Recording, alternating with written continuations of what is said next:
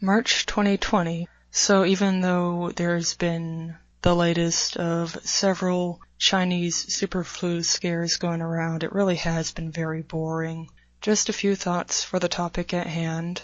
This Chinese super flu thing has happened several times before, and this one is odd because, according to the media, but I haven't personally seen this, there has been a major freak out in the public over it, and people are also being let go from their jobs. But a lot of stores are taking advantage of this disaster to kind of advertise themselves by blocking off aisles and then clearing out all of the shelves and then taking publicity photos of the empty shelves and claiming that customers bought everything, but then they put things back on the shelves and reopen them. That's something that people caught on as some kind of a weird marketing tactic. A lot of businesses, especially small local ones, have been forcibly closed. Others, as the story went, were voluntarily closed. And in some places, the rent is unreasonably high, and the conditions are pretty harsh, and high cost of living and low standard of living in some areas, and people are losing their jobs, so how are they going to pay for rent? And another thing, this just really gets me about this latest virus scare, is that it doesn't feel like it's been long enough. I guess it was late last month that I remember this was announced, but I don't know anyone who's sick, and I don't think that it's even been going on long enough for anyone to realistically get sick. Of course, I know it's fake, but yeah, and now here's another thing. I've heard that internet service providers are getting a little more generous with the data plans, and in some areas people are being told to stay inside. I don't know the details. But with people being locked indoors and businesses are being closed, that means that cash is worthless in a lot of ways. You can't go buy something with cash. But now there's more internet streaming, and you can't use cash on the internet. So what does that point to? Stores being closed, I think, also are to disincentivize people from going outside. But hopefully that wouldn't stop anyone from going outside. There's nothing to worry about. But yeah, what does that point to? On the internet, you use digital invisible money. That's just numbers. What does this point to? They want people to stay inside and use the internet, and the internet is unusable. It's just so horrible nowadays. I remember when the internet could be used. There's more garbage to watch on streaming services, and people can place orders online using PayPal or e-checks. But what does this point to? That points to a cashless society. And what are you going to need to buy or sell when you can't use cash? Yeah. Well, I'm going to scrape together a few more thoughts, but this is just a starting point.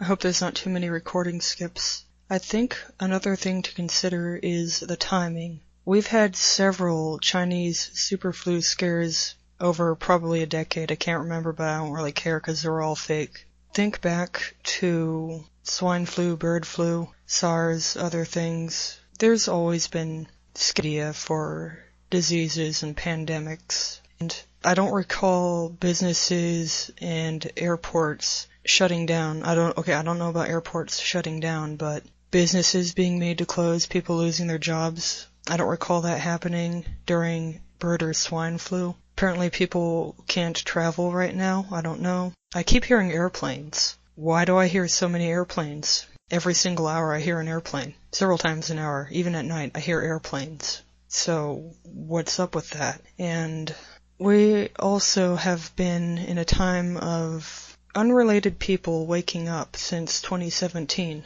And, well, I just have to wonder what's up with the timing. Right during springtime in North America, when school's out, just all of a sudden people are losing their jobs, businesses are being forced to close. I don't know if they're going to reopen. Maybe they will. I have no idea if this is even going to lift. I don't know if they're going to come up with an even worse thing. And as you know, we lose our freedoms over PSYOPs. 9/11, Columbine, underwear bomber, these things are all made up. And many, many, many other things are too. And they're just an excuse to put metal detectors in schools. They're an excuse to put airline passengers in the cancer box. They are an excuse to look in people's underwear at the airport because of some fake hoax. There's so many more, but you get the idea. So I'm pretty sure that they're going to come up with another worse excuse to take away people's freedom. Now, I've just heard rumors that younger people are losing interest in the internet for good reason, because more people know that everybody online is fake, a shill. And yeah, the websites like Reddit might look very active, but nobody in real life would touch it with a 40-foot pole. That might be why people are being quarantined, or so I heard. I don't know what's going on, but I do wonder, when are people going to have enough and start pushing back? And why is everything being closed now and not 10 years ago? They want everybody using the internet while being locked indoors. That is just simply not going to work out. I mean, the people who are shut-ins that live on the internet, first of all, they're paid to make crappy comments nonstop. And they don't go outside anyway because they're pathetic and they're shut-ins. So, don't really know what my point was. It sounded better in my head.